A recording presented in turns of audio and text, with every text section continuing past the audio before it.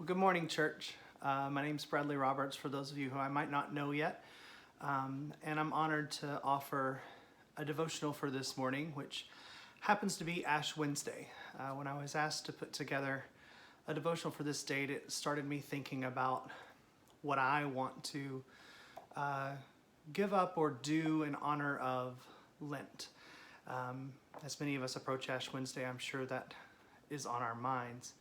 And I've been rereading a book lately called Too Busy Not to Pray by Bill Hybels. And there was a passage in here that I think lends itself to where I want to focus for Lent. So here we go. This section is called Rev That Engine. If we are involved in the marketplace, we are trained to believe that time is money.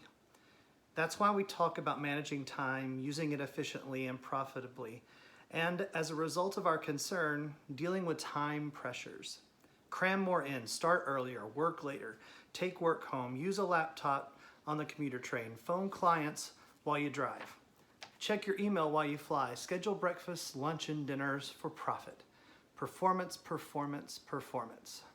It's the key to promotion, to compensation increase, and to power. Everyone knows this.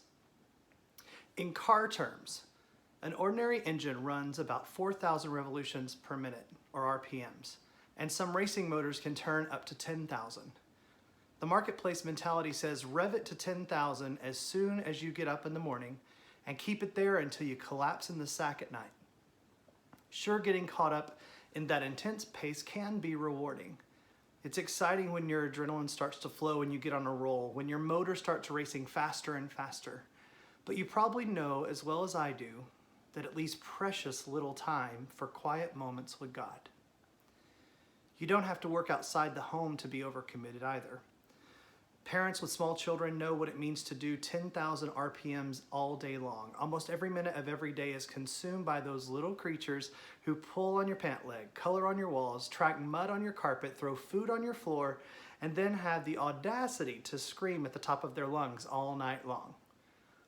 The pace of working single parents is double and triple that of the rest of us. It is incomprehensible to me how they can meet the incessant demands of work all day and then go home to face an even more incessant demands of their children with no time out in between.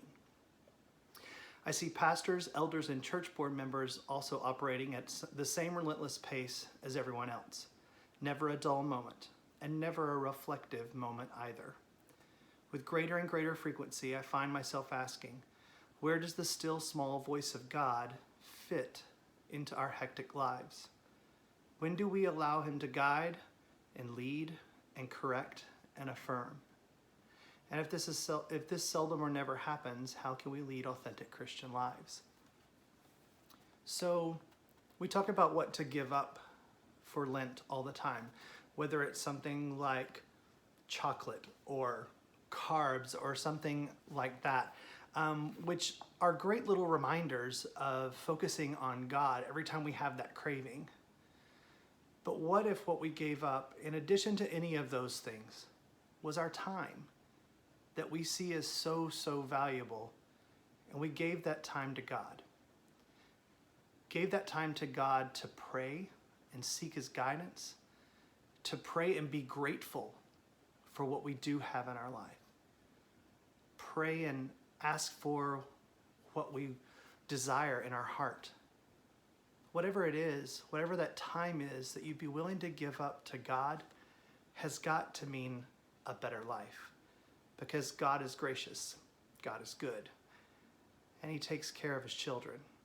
So I invite you to join me, regardless of whatever else you decided to give up for Lent, to give up at least a small portion of your day for prayer.